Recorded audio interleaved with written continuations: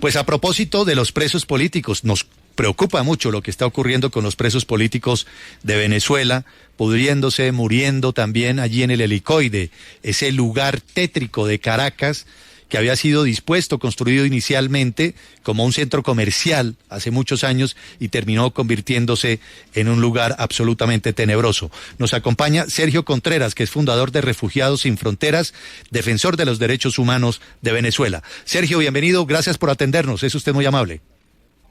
Gracias a ustedes por permitir que las voces que cuentan la verdad de lo que pasa en Venezuela y quienes hemos sido víctimas, pues también nos podamos expresar. Yo quisiera comenzar haciendo algunas precisiones. Desde hace muchos años habíamos denunciado la comisión de un delito específico, el delito de traición a la patria, específicamente por la ejecución de negocios de Estado en que sabían que Venezuela salía perdidosa. Los contratos que se realizaron con los acuerdos militares con Rusia solamente sirvieron para que despejáramos los galpones llenos de armamento inservible, con lo cual ya habían fallecido pilotos. Son 20 años de ver helicópteros y aviones rusos que llegaron a Venezuela y que se caían en entrenamientos. Esto nos deja claro que los negocios con Rusia y los acuerdos con Rusia eran más de carácter ideológico. Estos acuerdos son los que permitieron la creación de una oligarquía militar que se encarga de los grandes negocios en la importación de alimentos, que tienen más de los generales que hay actualmente en toda la Unión Europea, y que eso intentó permitir durante muchos años estabilidad del régimen, hasta que Delcy Rodríguez, que su hermano Jorge Rodríguez y Diosdado Cabello decidieron pues simplemente acordar la extracción de Nicolás Maduro con los Estados Unidos, tal cual como la propia Delcy Rodríguez lo comentó hace unos días en una reunión privada, y esa grabación fue expuesta y fue publicada por The Guardian, un respetado medio de comunicación, donde el video salió íntegro. Para nosotros es importante dejar claro que esta operación es una operación que los venezolanos estábamos esperando. Esta operación se realiza cuando ellos sabían que esto se podía evitar. Nosotros no queríamos que sucediera, queríamos que se fuera una vez que se habían realizado las elecciones, y lamentablemente prefirieron que se llegara a esta situación. Claro, ahora, ahora... Una de las cosas que es importante que sepan es que no son 800 presos políticos. Ajá. Ha estallado ese número. Yo creo que esto es muy importante que el mundo lo sepa. Hay aproximadamente 400 personas que en las últimas 72 horas han documentado sus casos. Son presos políticos que por una negociación pues sus familiares se han puesto en contacto con todas las ONG que llevan los listados, y ese número ya excede de los 1.200 personas.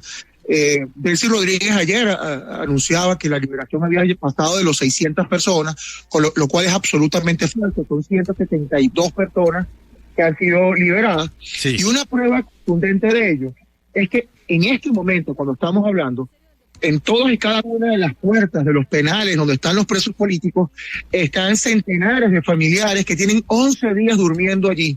Si estas personas hubiesen salido, hubiésemos visto las imágenes de los abrazos, las imágenes del reencuentro de esos presos con sus familiares, y eso no lo hemos visto. De acuerdo. Por tanto, lo que presumimos es un nuevo proceso de liberación de presos comunes que la dictadura lo está haciendo para meter en esos números a personas que no son presos políticos. Uy, es una grave y delicada denuncia la que usted está haciendo, Sergio. Podrían ser, 2 puntos rápidamente, no serían 800 y pico como se había mencionado, sino más de 1.200 presos políticos en Venezuela.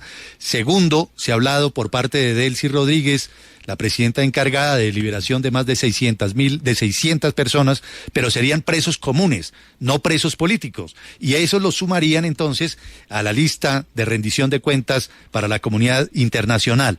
En este momento, entonces, no se sabe de muchos presos políticos, ¿verdad? Por ejemplo, hay uno que fue fuente de nosotros aquí, que entrevistábamos nosotros aquí en RCN, un hombre que daba cuenta de todas las actividades en la zona de frontera, en el Catatumbo, el señor Tarazona. De él no se sabe nada, ¿verdad? Y otros más. Tarazona es parte de una lista de defensores de derechos humanos que han sido víctimas de desapariciones forzadas, detenciones arbitrarias, tratos crueles, degradantes, inhumanos y torturas. Tú te preguntarás, bueno, ¿por qué Sergio enuncia estos delitos? Bueno, porque estos delitos están contemplados en 17 convenciones internacionales propias del derecho internacional. Y esto lo digo porque en este momento hay muchas personas preocupadas por el derecho internacional, pero no lo estuvieron cuando 18.000 personas pasamos por las cárceles, conocemos la mirada del torturador, sabemos lo que se siente cuando a uno de nosotros nos arrancan las uñas, o nos golpean los testículos, o nos hacen descargas eléctricas, o nos asfixian con bolsas y a insecticidas. Nadie en ese momento le interesó a estas personas, y por eso siempre alzo la voz para decir que estos métodos de tortura aparecen, y aquellas personas que se preocupan por los derechos humanos, por el derecho internacional, es importante que sepan que dentro del derecho internacional público está sin duda alguna todo lo que es referente a los derechos humanos como el sistema regional, que además es uno de los más modernos, nuestro sistema interamericano de derechos humanos. Yo sí creo que hay que ponerle el acento a lo que están viviendo los familiares que están afuera, pero además, importantísimo, hay colombianos que están presos. Sí, claro. ¿Cuántos colombianos? ¿Cuántos colombianos presos, Sergio? Ese es un dato bien importante. Yo tengo noticia de que por lo menos quedan 4 más. Algo que es muy importante es que las liberaciones que se han dado, tanto de españoles como lituanos, portugueses, italianos, los europeos, y algunos colombianos, hay franceses también, todos han salido con medidas cautelares, sí. Y medidas cautelares que han pretendido tener eficacia fuera de Venezuela. Los que están en España tienen prohibición de dar declaraciones, y yo creo que en esto los presidentes, por ejemplo, el presidente Petro tiene que abrazar a sus connacionales una vez que son liberados y garantizarle que luego de haber sufrido una detención arbitraria o tortura en España, en Colombia, no se le pueda menoscabar sus derechos civiles y constitucionales y pueda contarle al mundo lo que sufrió en una cárcel venezolana de una forma arbitraria. Y esto ha sido pactado además con actores internacionales, expresidentes que se han prestado para una estrategia inescrupulosa que silencia las voces de aquellos que son liberados. ¿Por qué digo esto? Porque el testimonio de estas personas que vienen saliendo, el testimonio de este ciudadano francés que comentó cómo incluso fue víctima de agresiones sexuales. De agresión sexual, sí.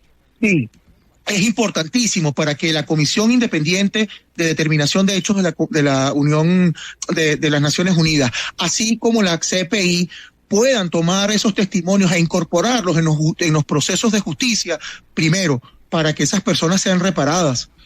Los colombianos que están presos, los colombianos que son liberados, merecen ser reparados. Sí, de acuerdo. Oiga, pero no merecen que sus presidentes los callen, merecen ser reparados y tratados por cada uno de sus países. Y hoy me atrevo a usar este programa para pedir a todos nuestros hermanos colombianos, aquellos que nos han abierto los brazos y han hecho de Colombia la patria más grande que los venezolanos han encontrado en medio del sufrimiento, que no dejen de pedir la liberación de todos los presos políticos colombianos, pero también los venezolanos, de los civiles. Sergio, permítanos lo siguiente, porque hay muchas preguntas y lo que usted está diciendo es muy, muy importante. Es que además usted vivió en sus propias carnes esa tortura dentro de una de esas penitenciarías venezolanas. Hay una especie de manual, quiero preguntarle, Sergio, ¿hay una especie de manual con estas torturas, con estas prácticas? ¿Manual de tortura? Sí, para sacar confesiones. ¿Qué sucede en esos centros de detención? Sí, esto se ve patente específicamente en la sede de inteligencia, que es el SEBIN, la sede de la contrainteligencia, que es el DIGESIN, contrainteligencia militar. Cada uno de ellos tiene prácticas distintas. En mi propia experiencia, yo estuve preso en los dos y terminé en una cárcel militar de máxima seguridad, a pesar de ser civil. Fui el primer civil juzgado como militar activo.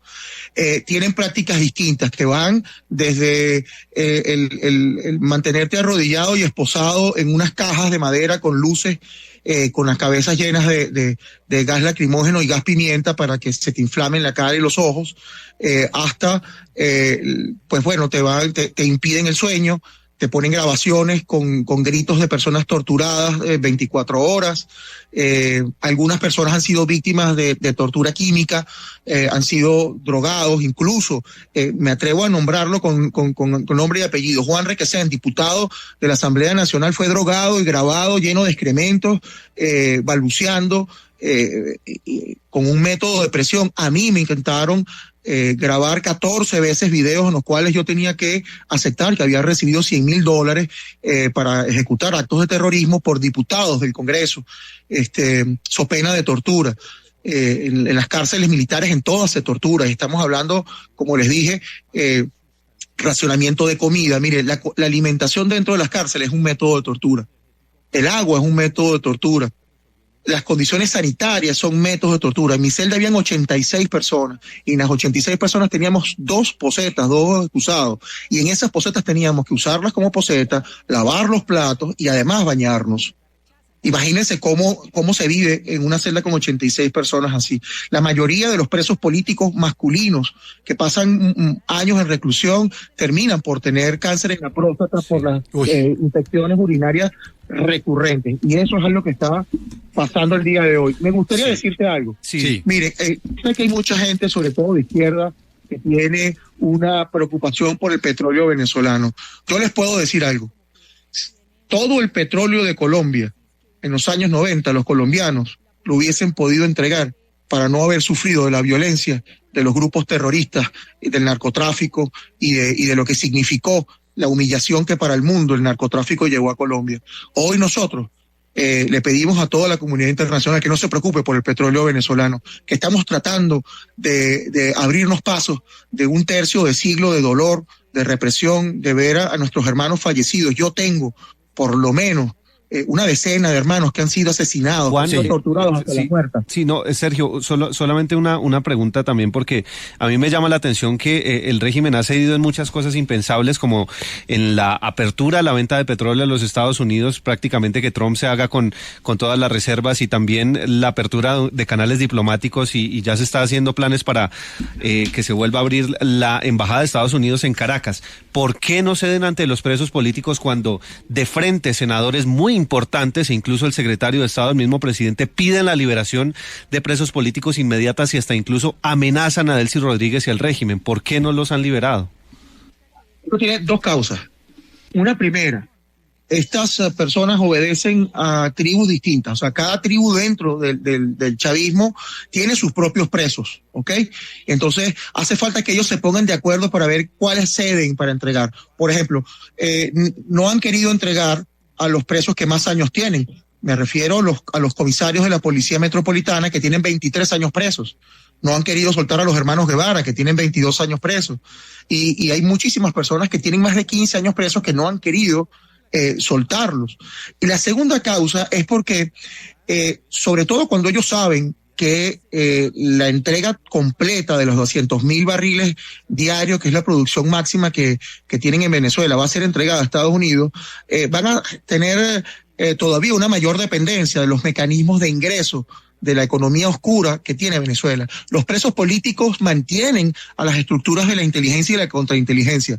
Cada vez que un preso político tiene que pagar para poder tener un baño, para poder tener un teléfono, para poder visitar a su familia o recibir medicación o ir a un médico de su confianza, eso genera unos ingresos que son vitales para mantener a la maquinaria represiva venezolana. Esto está totalmente documentado y es algo que es patente. Recuérdense que Venezuela, su estructura económica y la forma en la que le pagan a los funcionarios públicos es absolutamente irracional. Esto quiere decir que los funcionarios tienen que buscarse la vida y generar mecanismos de ingresos para poder mantenerse. Y los presos políticos indudablemente son una vía de financiación. Claro, sin lugar a dudas. Cada vez que anuncian que salen 100 presos, no se tardan 15 días en volver a capturar a otras personas, porque ellos necesitan una cantidad de presos políticos para mantener una estructura financiera. Claro, sí. Una extorsión permanente. Pues Sergio, muchísimas gracias por acompañarnos. Muy importante todo lo que usted ha revelado. Es fundador de Refugiados Sin Fronteras, defensor de los derechos humanos, está exiliado por razones obviamente obvias y revela que son más de 1.200 los presos políticos en Venezuela, que el régimen a lo mejor está liberando presos comunes y no presos políticos para engrosar las listas de reporte que está entregando al gobierno de los Estados Unidos, y que habría por lo menos 4 colombianos como presos políticos en Venezuela. Las familias de esos 4 presos colombianos, por lo menos 4, sabrá Dios si hay más, deben estar clamando en este momento por su bienestar y su vida. Sergio, bienvenido. Gracias. Es usted muy amable. Gracias a todos por el recibimiento de los venezolanos. Un abrazo. Que esté muy bien. Sergio Contreras, muchos temitas para sacarle punta a este asunto. ¿Cuáles son esos 4